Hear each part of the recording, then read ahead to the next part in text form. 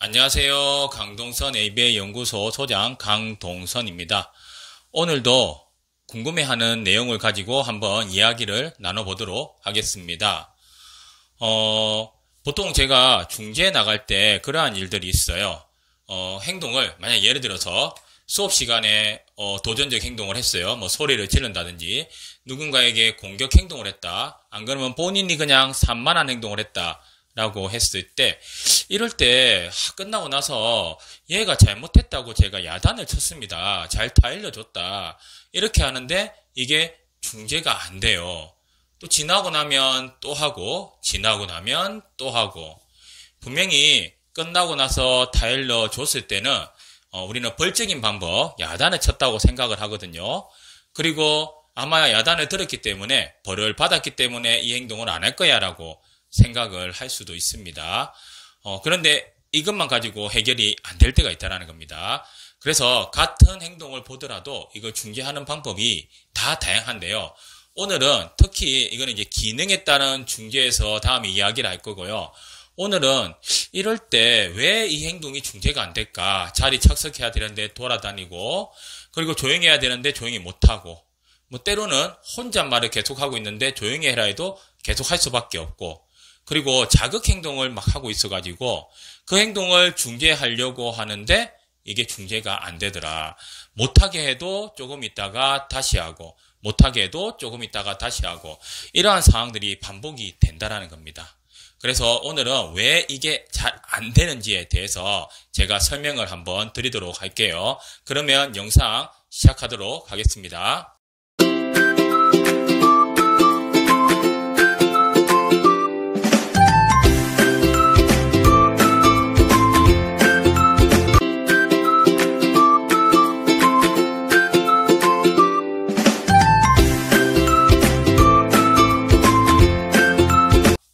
이야기했던 그 궁금한 점에 대해서 한번 풀어보도록 하겠습니다.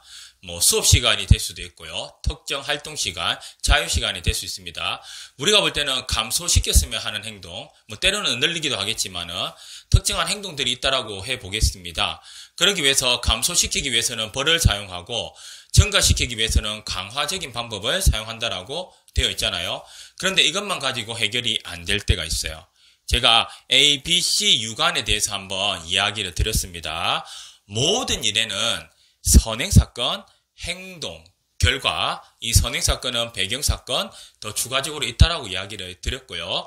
그런데 우리가 웬만한 행동이 일어났을 때 우리의 중재는요, 행동이 일어나면 어떻게 해야 됩니까? 라고 이야기를 해요. 그러다 보니까 어떻게 해요? 강화를 썼다, 벌을 썼다. 잘하니까 칭찬해줬고요. 안 되니까 속거나 벌을 썼습니다. 라고 했어요. 특히 끝나고 나면 설명을 해준다. 예를 들어서 꾸짖기도 한다. 야단을 쳤다.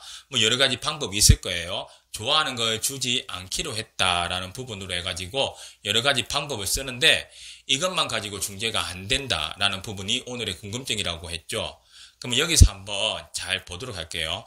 그래서 제가 오늘 정확하게 알려드리고자 하는 거는 수동행동과 작동행동에 대해서 명확하게 구분을 해야 우리가 중재에 들어갈 수 있다는 부분을 알려드리려고 합니다. 작동행동이 뭡니까? 학습된 행동입니다. 학습된 행동. 스키너 박스에서 비두기에 관한 실험이 있죠. 그러면 우리가 쪼는 거나 턴을 하는 거나 안 그러면 버튼을 누르는 거나 이런 게 학습이 되죠. 강화제가 있을 때 학습이 된다라는 겁니다. 그래서 우리의 행동들은 어떠한 조건에 부딪히고 거기에 따라서 강화가 되면 행동이 증가할 것이고 벌을 받으면 행동이 줄어들 것이라는 하나의 ABC 유관을 이렇게 만들어냈어요.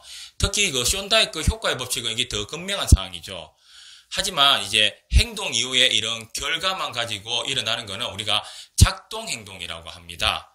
그래서 조작적 행동은 뭐예요? 이 결과를 가지고 어떠한 상황에서 어떠한 행동을 만들어낼 수 있다라고 하는 ABC 이론이잖아요.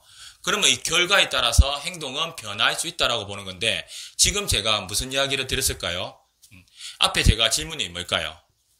그러면 이 행동을 할 때 이 상황에서 벌을 줬으면 행동이 줄어야지. 작동 행동의 원리가 많다면은 이거는 줄어야 돼요. 하지만 우리의 행동은 작동 행동만 있는 게 아닙니다. 작동 행동은 학습된 행동입니다. 그리고 내가 의도한 행동이에요.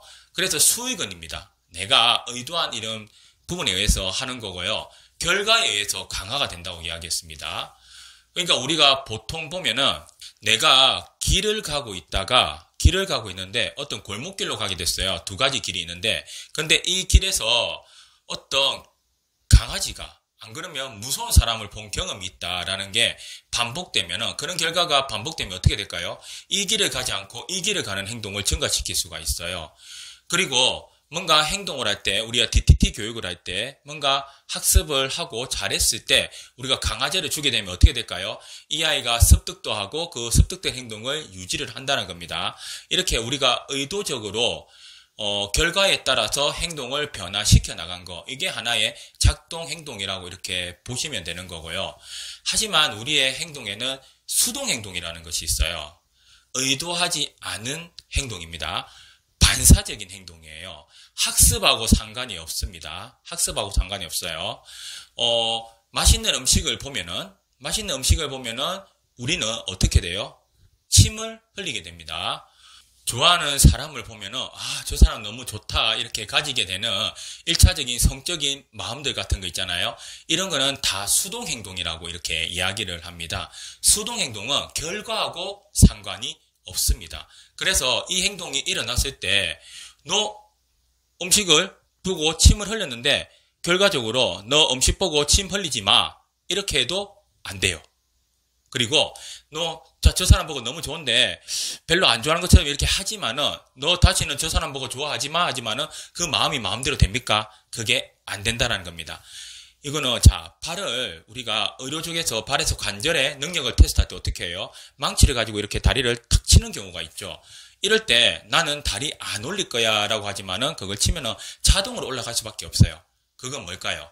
나도 의도하지 않지만은 그러한 환경이 주어지면은 그러한 사건이 일어나면은 나는 이 행동이 나올 수밖에 없다라는 겁니다. 자, 그러면 여기에서 한번 돌아가 보도록 할게요. 자, 어떤 아이가 행동을 해요. 이 아이는 우리의 행동 기능 평가에 의해서 관심이나 회피나 강화물 습득과 관련된 명확한 이유가 있는 행동이다. 학습된 행동이다. 이 행동을 하면 이런 결과를 얻어야지라고 하는 의도된 행동이라고 하면은 아마 야단을 치게 되거나 안 그러면 또 다른 행동 중재 방법들이 있잖아요. 여러 가지 가지고 우리가 해결할 수 있을 거예요. 차별 강화를 쓴다든지 반응 대가 형태를 쓸 수도 있습니다. 이렇게 해가지고 이 행동을 줄이거나 때로는 어떤 행동을 늘릴 수 있을 겁니다. 근데 우리가 이 행동이 내가 주체가 안 돼. 나도 컨트롤 할 수 없어. 이게 뭘까요?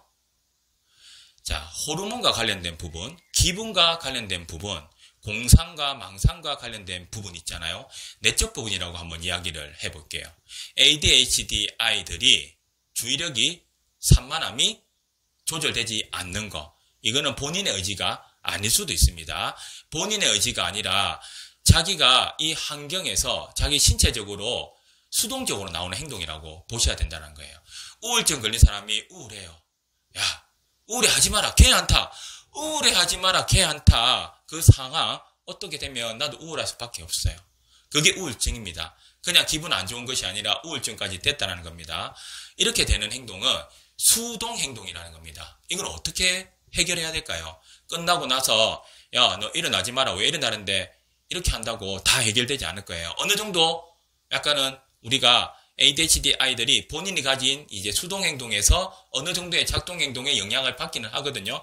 그러다 보면 착석이 조금 좋아질 수는 있는데 근본적으로 우리가 원하는 착석까지 올라오기 힘들어요. 그게 왜? 이 수동 행동적인 요소가 너무 많습니다. 틱을 가지나야 돼. 틱, 니 틱 소리 내지 마라. 틱 그거 하지 마라 움직임. 안 됩니다. 정서, 심리와 관련된 부분, 이것도 내적 부분이라고 할 수 있어요. 그럼 이럴 때는 어떻게 해야 돼요? 내적인 부분으로 건드려줘야 됩니다. 이건 뭘까요? 사전에 많은 연습과 훈련, 그리고 때로는 호르몬 조절이나 이 내적 분비에서 이게 조절이 안 되는 경우가 있잖아요. 이럴 때는 의료적인 상담을 가지고 해 주셔야 돼요. 그렇게 해야 이 행동이 사전에 예방할 수 있는 전략으로 해서 이걸 줄여나가야지, 그렇지 않고 이 행동의 결과만 가지고 우리가 작동 행동으로 오해를 해서 계속 이야기를 하면은 행동은 계속 나오는데 야단만 듣는 그런 잘못된 반복만 일어나 버린다는 겁니다. 그래서 우리가 특정 행동이 있을 때 수동 행동인지 작동 행동인지를 잘 구분을 해서 우리가 중재를 해야 되고, 그것을 명확하게 파악하기 위해서는 기능평가, 관찰, 이러한 사전에 행동이 왜 일어났는지를 알아보는 이런 단계들이 중요하다는 겁니다.